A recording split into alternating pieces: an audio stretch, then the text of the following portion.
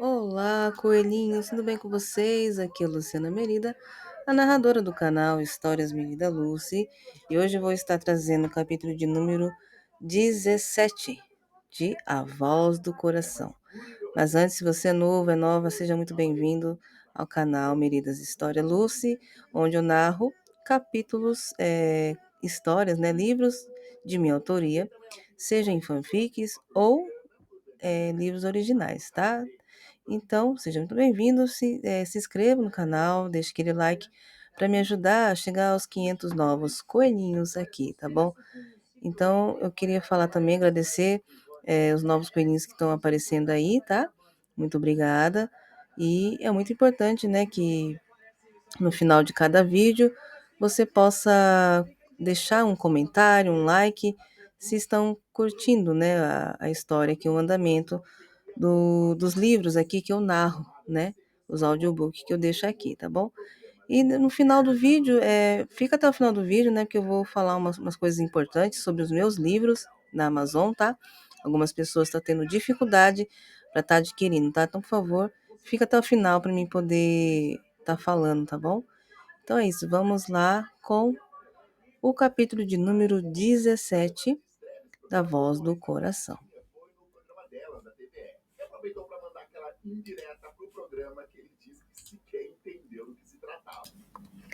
Então vamos lá com a continuação. Então vamos lá com o capítulo de número 17, A Voz do Coração.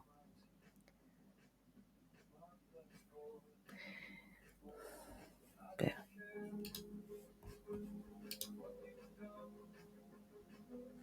Então vamos lá, pessoal, com o capítulo de número 17, A Voz do Coração. Enquanto caminhavam pelos corredores do mosteiro, Xiaozan e Yangbo absorviam os murmúrios dos outros frades, curiosos sobre os recém-chegados. A adaptação à vida monástica estava longe do ideal, mas ambos sabiam que era necessário para protegerem suas vidas. Nos dias seguintes, Xiaozan e Yangbo mergulharam na rotina monástica, participando das orações diárias, das refeições comunitárias e das tarefas designadas. Yangbo ainda resmungava sobre o hábito desconfortável, mas Xiaozan tentava animá-la. Será só por um tempo, Yibo. Logo poderemos voltar à nossa vida normal. Mas Yibo não estava muito contente em ter que ficar escondida dentro de um mosteiro. Ela queria sua lua de mel e não ficou contente ter que dormir separada de seu grande amor. Ela sabia que estava em um lugar sagrado e iria precisar esperar. Mas Yibo estava cansada. Ela queria ter sua lua de mel. Então, numa noite, ela entrou no quarto de Xiaozan, às escondidas. Xiaozan estava concentrado em seu livro, aproveitando a paz do quarto, depois de um dia de orações e meditação. Ele ouviu um leve ruído vindo da porta e ergueu os olhos surpreso ao ver Yangbo parada ali, com uma expressão mista de nervosismo e sensualidade. Ibo, o que você está fazendo aqui? Xiaozan perguntou, e sua voz, baixa para não chamar a atenção dos outros monges que dormiam nos quartos próximos. Yangbo fechou a porta suavemente atrás de si e caminhou até Xiaozan. Ela olhou ao redor, verificando se estavam sozinhos, antes de responder em seu sussurro tenso. Eu não aguento mais, An. Estar aqui escondida é sufocante. Eu só quero estar com você, como planejamos. Xiaozan levantou-se da cadeira, preocupado com a audácia e o perigo da situação. Ibo, nós precisamos ser cuidadosos. Não podemos arriscar e sermos descobertos. Yangbo agarrou as mãos de Xiaozan, olhando-o nos olhos com intensidade. Eu sei, Zan, mas eu não posso mais esperar. Eu quero estar com você, mesmo que seja só por esta noite. Xiaozan sentiu seu coração acelerar, dividido entre o desejo de estar com Ibo e o medo das consequências. Ele suspirou, acariciando o rosto dela com ternura. Mas Xiaozan não queria faltar com respeito aos monges e nem com sua esposa. Ele não queria que sua primeira noite de amor, sua primeira vez, e para ela também, era a primeira vez dela. Não desejava assim, e ele tinha respeito. E principalmente com o superior do mosteiro, que era o único que sabia sobre o disfarce de Xiaozan e Ibo. Ele não queria estragar tudo. Lá no fundo, Xiaozan sabia que uma hora eles iam sair daquele lugar. Xiaozan segurou suavemente o rosto de Yang olhando-a nos olhos com uma expressão mista de desejo e preocupação. Ele sabia que a paixão entre eles era forte, mas também reconhecia a importância do respeito aos monges e sua esposa, mesmo que seu casamento fosse parte do disfarce que os colocou naquele mosteiro. Ibo, eu te amo mais do que posso expressar em palavras, disse Xiaozan em um sussurro. Mas nós temos que ser cuidadosos. Respeito os monges e amo você, e respeito acima de tudo você e a sua primeira vez. Yangbo olhou para ele, os olhos cheios de compreensão misturada com um toque de tristeza. Eu sei, Zan. Eu também quero que seja especial, não apenas um momento de impulso.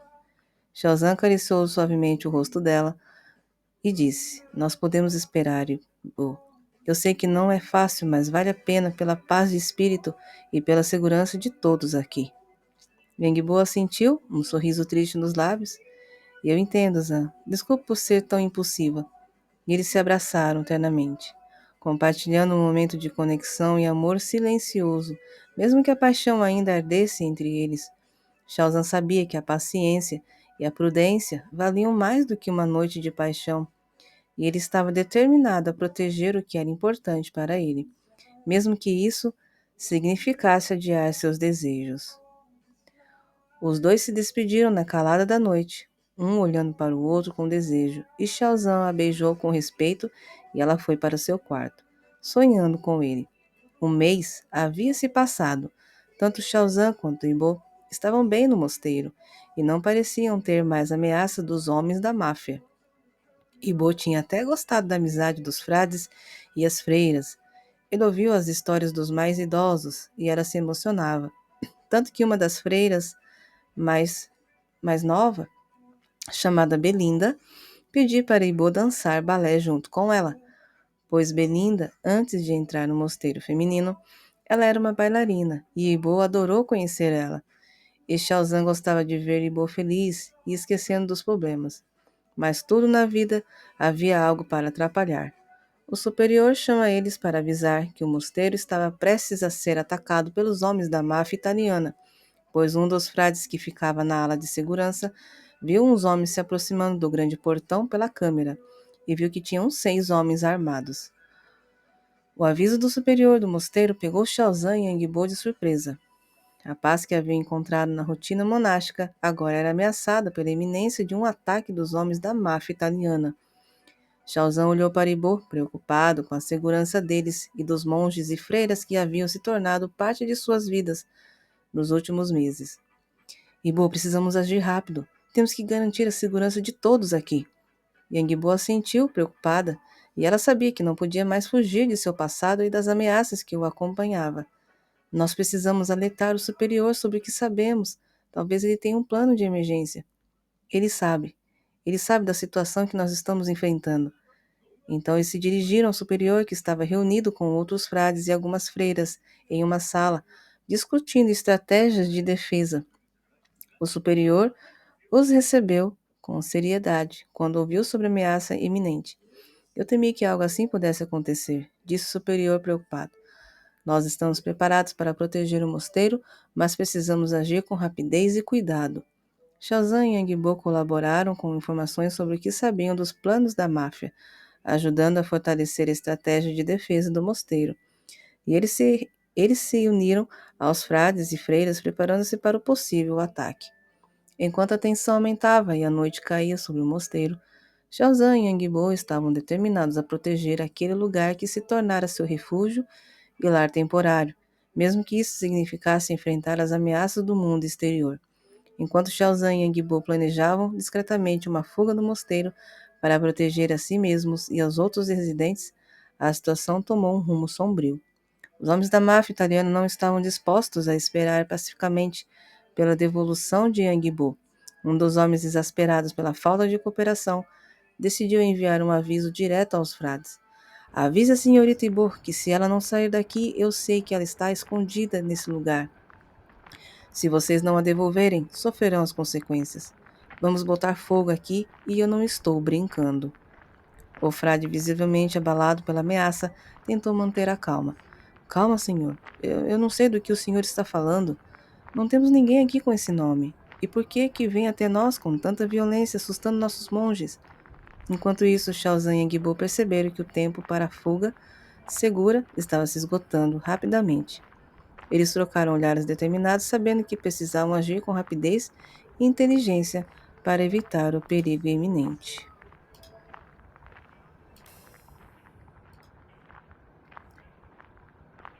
Shaozan sussurrou para Yangbo: precisamos sair daqui agora. Ibo, não podemos arriscar a segurança deles. Yangbo assentiu e sua expressão. Vamos encontrar uma saída discreta e rápida. Não podemos deixar que eles causem mais danos. Com cuidado, Shaozan e Yangbo começaram sua fuga do mosteiro, enquanto ao redor deles a tensão e o medo cresciam, com a ameaça do fogo e da violência dos homens da máfia. Enquanto Shaozan e Yangbo se moviam silenciosamente pelos corredores do mosteiro, em direção a uma saída secreta conhecida apenas por alguns frades, a agitação do lado de fora aumentava. O frade que recebeu a ameaça dos homens da máfia estava tentando acalmar os ânimos e manter a segurança dos monges e as freiras. Todos mantenham a calma, ele disse em voz alta, tentando projetar confiança mesmo diante da ameaça iminente. Vamos nos concentrar em garantir a segurança do mosteiro e de todos aqui de dentro. Não cedam ao medo. Enquanto isso, Shaozan e Yangbo chegaram à saída secreta, um pequeno portal escondido atrás de uma tapeçaria antiga. Eles trocaram um olhar antes de se prepararem para escapar. Vamos ter que ser rápidos e silenciosos, sussurrou Shaozan para Ibo, enquanto abria cuidadosamente o portal. Nossa única chance é sair sem sermos detectados. Com movimentos ágeis, eles passaram pelo portal e se encontraram do lado de fora do mosteiro.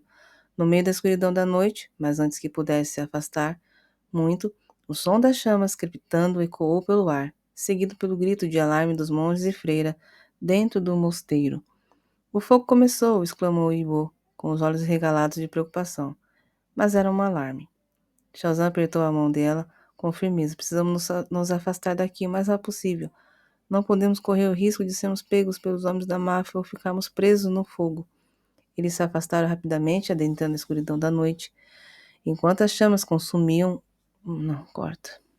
Daqui não tá ainda.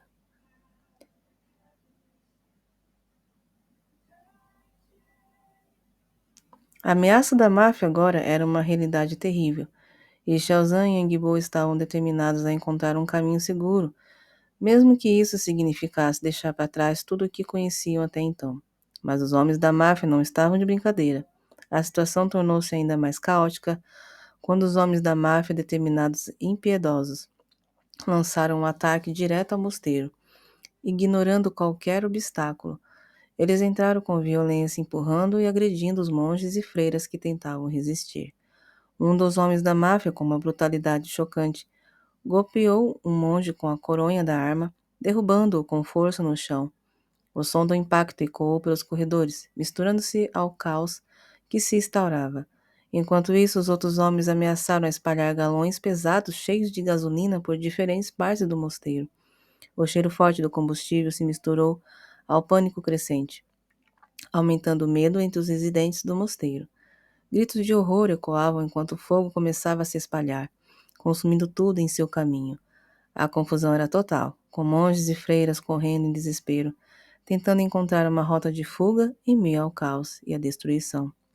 As mortes se tornaram inevitáveis à medida que o fogo se alastrava e os homens da máfia continuavam sua investida impiedosa. Shaozan e Yangbo assistindo de longe o horror que se desenrolava.